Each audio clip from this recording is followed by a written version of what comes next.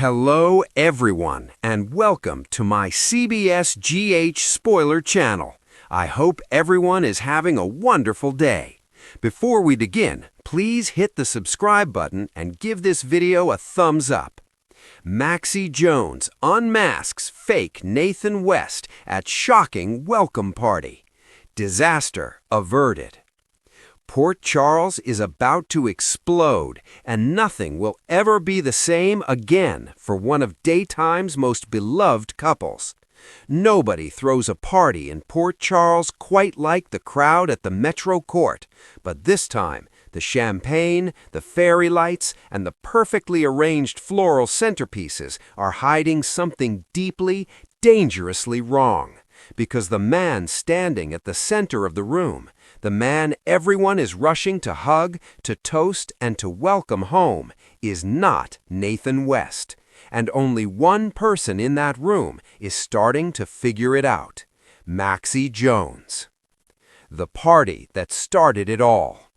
It began 3 days ago when word spread through Port Charles like wildfire.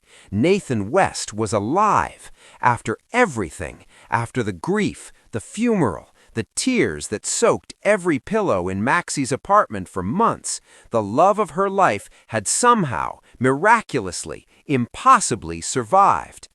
The story was vague, the details sketchy at best. He'd been found in a remote facility upstate. There were doctors involved, a long recovery, a classified WSB operation that nobody was allowed to discuss fully. But he was here, he was breathing, and that was supposed to be enough. Max Scorpio nearly fell over when he saw him. Felicia burst into tears. Even Dante Falconeri, stoic, steady, unshakable Dante, pulled the man into a bear hug that lasted a full minute. Port Charles wanted this miracle. Port Charles needed it. And so nobody asked the questions they probably should have asked. Nobody except Maxie Jones.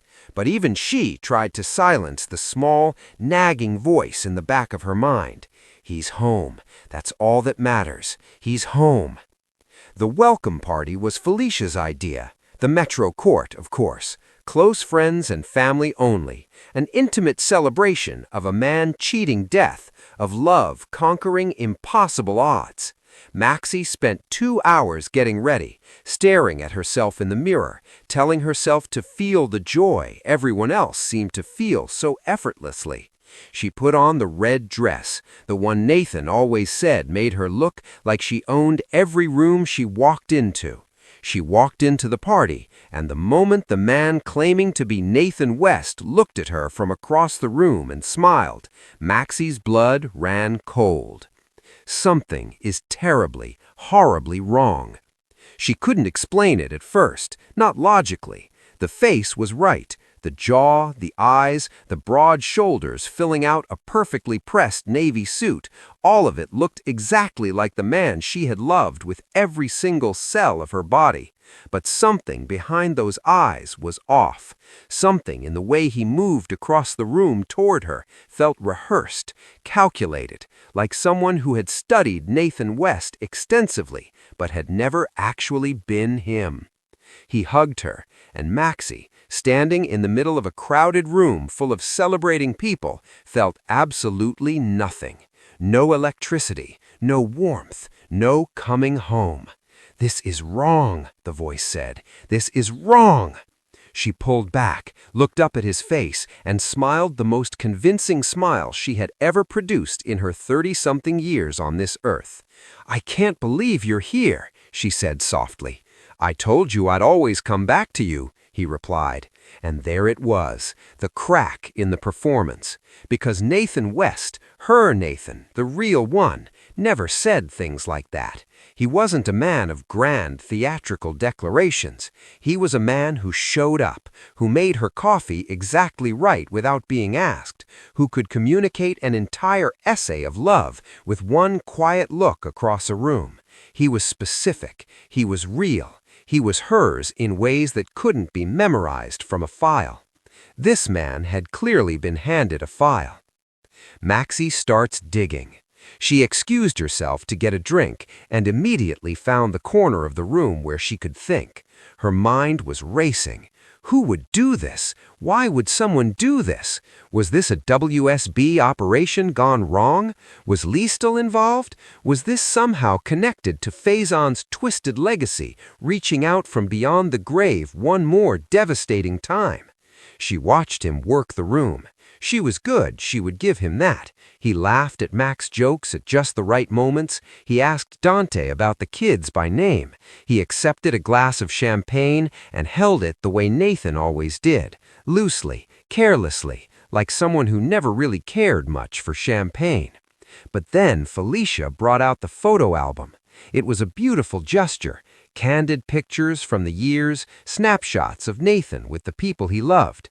Felicia laid it open on the table with tears in her eyes, and the room gathered around it, pointing and laughing and remembering.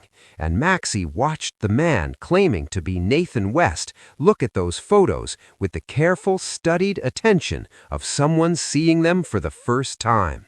He pointed to a picture from a Christmas party 4 years ago. "I remember that night," he said warmly. Maxie stepped forward. "That's funny," she said, her voice light as a feather and sharp as a blade, "because that Christmas you were stuck in that snowstorm in Beecher's Corner for 3 days. You weren't at that party. You called me from a gas station payphone because your cell died, and we talked for 2 hours. You sang me half of Jingle Bell Rock and forgot the words halfway through." She paused. "So how exactly do you remember that night?" The room went quiet, and the man who was not Nathan West said nothing, because there was nothing to say.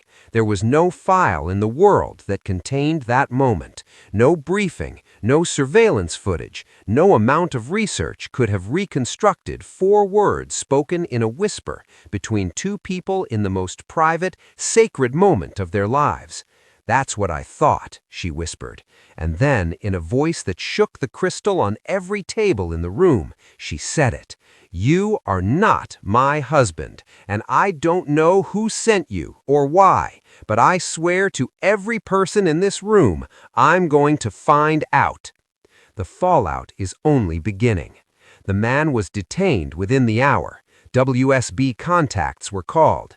Dante went into full detective mode before the party decorations even came down, and Maxie Jones sat with her son James on her lap in the corner of the Metro Court, holding him close, her red dress still perfect, her mascara finally beginning to run.